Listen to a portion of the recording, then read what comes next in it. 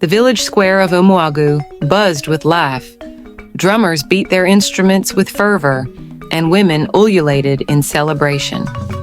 Uchenna, the handsome young blacksmith, stood proudly beside his bride, Adama, whose beauty seemed to rival the morning sun. "Uchenna, you have chosen well," an elder said. "Adama is as gentle as the Harmattan breeze." Adama smiled coyly, lowering her gaze. No one could have guessed the secret she harbored. The wedding ended with blessings, laughter, and plenty of food. But as the crowd dispersed, an old woman, Mama Neka, sat in the shadows, watching Adama with a wary gaze. She whispered, "All that glitters is not gold." The first few months of their marriage were blissful. Adama managed their home impeccably, her cook-in legendary in the village. Uchenna often joked that her soups could make a king abandon his throne. "My wife, my joy," he would say, pulling her close. But at night, Uchenna sometimes woke up to find Adama absent from their bed. When he asked, she would smile and say, "I went to fetch water for tomorrow." He believed her. Why wouldn't he? She was the perfect wife. One evening, Mama Neka visited Uchenna's home. "Nwoke Oma, good man, how is your wife?" she asked, her wrinkled face stretched in a forced smile. "She's fine, Mama," Uchenna replied. Mama Neka leaned closer. "Be watchful, my son. The night hides many faces." Uchenna laughed it off.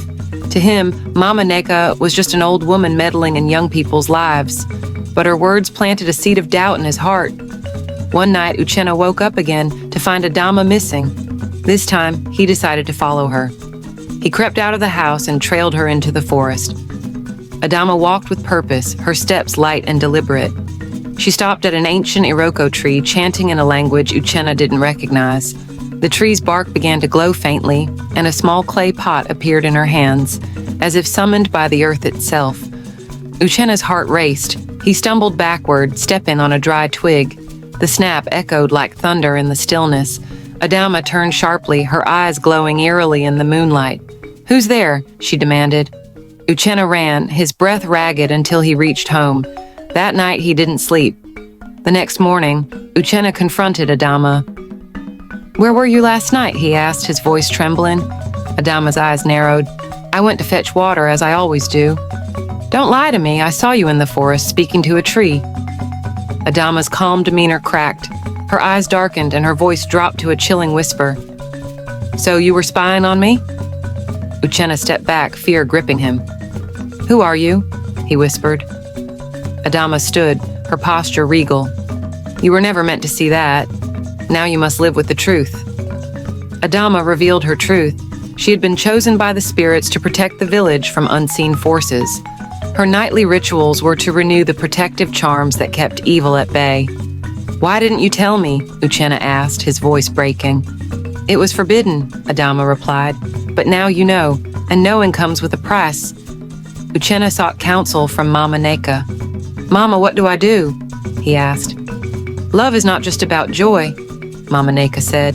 "It is also about sacrifice. But be wise, my son. Not every burden is yours to bear." Uchenna returned home, his mind heavy. He looked at Adama, who sat silently, her eyes filled with an unspoken plea. Could he truly live with her secret? Uchenna made his choice. "Adama, I married you because I love you. Your secret doesn't change that. Let us carry this burden together." Tears streamed down Adama's face. "Thank you, Uchenna. You've proven that true love conquers all." From that day, Uchenna became her confidant and protector, helping her fulfill her duties while keeping her secret safe. Together, they ensured the village remained under the spirit's protection. For more African folk tales and realistic stories with moral lessons, kindly like, subscribe, and turn on notifications.